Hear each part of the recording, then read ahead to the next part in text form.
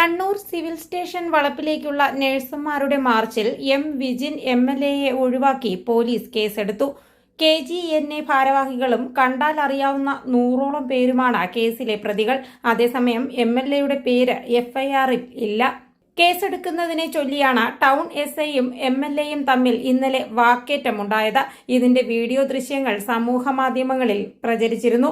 Civil സ്റ്റേഷനിൽ M Vijin MLAയും town SIയും തമ്മിൽ കഴിഞ്ഞ ദിവസമാണ് വാക്കേറ്റമുണ്ടായത്. പ്രതിഷേധ മാർച്ചുമായി കളക്ടറേറ്റ് വളപ്പിൽ കയറിയ നഴ്സുമാർക്കും ഉദ്ഘാടകനായ MLAയ്ക്കുമെതിരെ കേസെടുക്കുമെന്ന് SI പറഞ്ഞതാണ് പ്രകോപനമായത്. പിന്നാലെ സുരേഷ് ഗോപി കളിക്കരുതെന്നും പിണറായി വിജയന്റെ പോലീസിന് നാണക്കേടുണ്ടാക്കരുതെന്നും SIയോട് MLA കയർത്തു.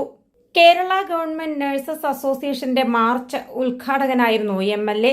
സിവിൽ സ്റ്റേഷനിലേക്ക് മാർച്ച് എത്തിയപ്പോൾ തടയാൻ പോലീസ് ഉണ്ടായിരുന്നില്ല. തുറന്ന ഗേറ്റിലൂടെ സമരക്കാർ അകത്തു കയറി. കളക്ടറേറ്റ് വളപ്പിൽ ഉദ്ഘാടന സമയത്താണ് SIയും സംഘവും എത്തിയത്. അകത്തു കയറിയവർക്കെതിരെയെല്ലാം കേസെടുക്കുമെന്ന് പറഞ്ഞതോടെ വാക്കേറ്റമുണ്ടായി.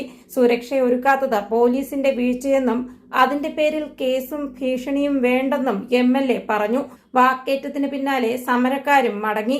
SIക്കെതിരെ കമ്മീഷണർക്ക് MLA പരാതി നൽകി.